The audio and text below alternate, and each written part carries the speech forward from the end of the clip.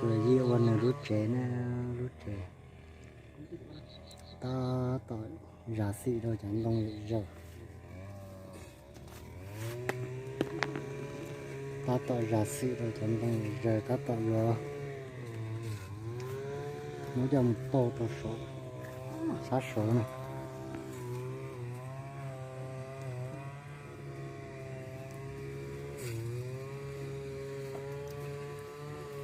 đó xi măng lên bồn nó thôi không có tỏ rung gì tỏ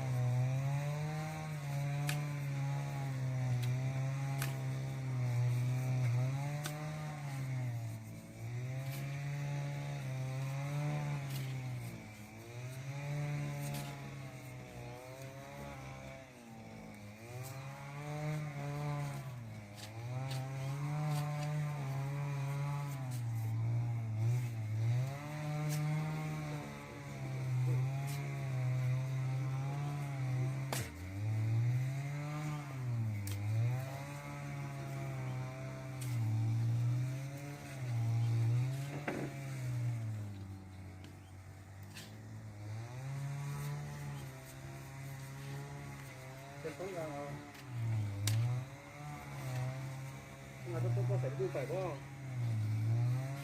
Sao đó? Phải cho cái một cái lưới con cái bờ này, gồm một chai cho cái nào? Cái tổ nó nói à? Gồm bốn năm một con mình. Đó thì mà nói à? Nó xài đấy, cho cá hào nó có thể cho nó. Nó có thằng nào?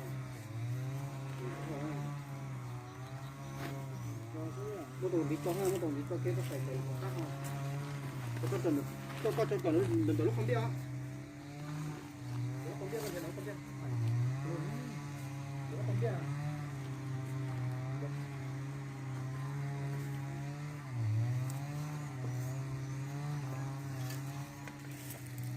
Có bỏ. Nó còn đi cho tỏi này. Ừ.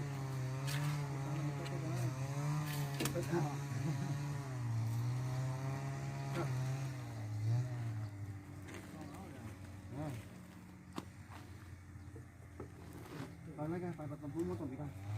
Đây con này.